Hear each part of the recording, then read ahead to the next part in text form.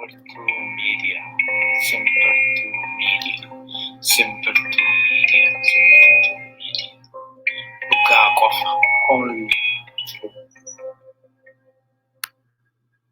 Simpertu Media, Simpertu Media, Simpertu Media, Simpertu Media.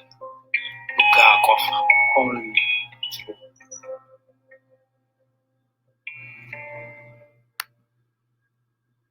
Akka moltanii kuni miidiyaa Simpertuudha. Amma oduu gurguddaa isinitti himnaa duraan dursee hangafoota oduu. Abbaan Gadaa Oromoo mootummaa Abiy morman.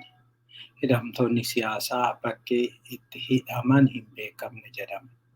Miseensonni mana marii Ameerikaa 3 ajjechaa aartist Haacaaluu Hundeessaa balaaleffatan.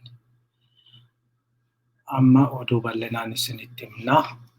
Abbaa Gadaa Tuulamaa fi barreessaan gumii abbootii gadaa kan ta'e Goobanaa Hoolaa har'a VOA'tti akka dubbatanitti mootummaan aartist Haacaaluu Hundeessaa ajjeesuu bira darbee aktivistoota qaroo keenya hidhuun tuffii Oromoof qabu argisiisa jedhan.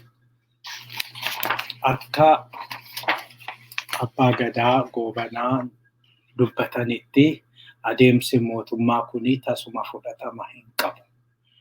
Akka Abbaan Gadaa jedhanitti nuti otoo rakkoon kuni hin uumamin araara labsuudhaaf mootummaa gaafannus mootummaan maal fiddu jechuudhani isaan diduu himan. Kana biraanis nutu isin dhaabee eeyyama keenyan ala nama tokkoyyuu waamuu hin dandeessan jechuudhaan akka isaan doorsisan dubbatanii jiru. Haaluma kanaan waa'ee qabeenya barbadaa'e kan gaafataman mootummaan ofumaa miira uummataa kakaasee uummata komachuun waan hin mallee jedhanii jiru. Daawwattoota keenya gaaffiif deebii Abbaa Gadaa Goobanaa Hoolaa wajjin goone tibba kana isinii dhiyeessina. Gama biraan hidhamtoonni siyaasaa akka Jawaar Mohaammed, Baqqalaa Garbaa fi kan biroo mana hidhaa soostanyaatti hidhamuun isaanii ni yaadatama. Haa ta'u malee har'a maatiin nyaata geessuudhaaf garasitti bobba'uus achitti argachuu hin dandeenye. Sababiin isaa achi iddoo biraatti waan jijjiiraniif. Haala kanaan gara itti jijjiiran kan jedhame naannoo Meksikooti. Naannoo Meksikoo dhaquudhaan achi naannoo sanaa gaggaafatanis achis akka hin jirre hubatanii jiru. Haala kanaan maatiin yaaddoo guddaa keessa galuu isaanii ibsanii jiru.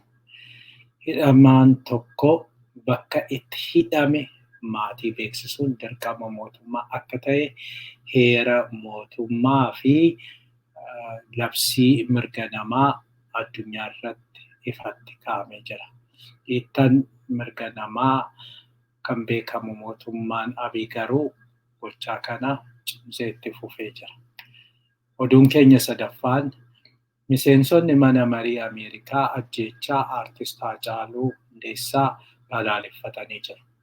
Isaan keessaas walitti qabduun koree dhimma Afrikaa kan taate Karen Bass akkasumas Beetii Kolanii fi Ilhaan Omar ajjechaan aartist Haacaaluu Hundeessaa baay'ee kan nama gaddisiisudha. Jecha guddaadhaan yookiin hamaadhaan balaaleffatamuu qaba jechuudhaan ibsa baasanii jiru.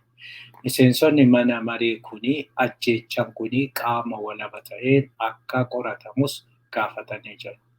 Kanumatti aansuudhaan kantiibaan magaalaa Minneapolis, magaalaa guddittii Minnesootaa hiriira guddaa guyyaa Jimaataa gaggeeffame irratti argamuudhaan deeggarsa qabsoo uummata Oromoo qabu ibsatee jira. Oduun keenya irraa kanumaan goolabama. Nagaan oola.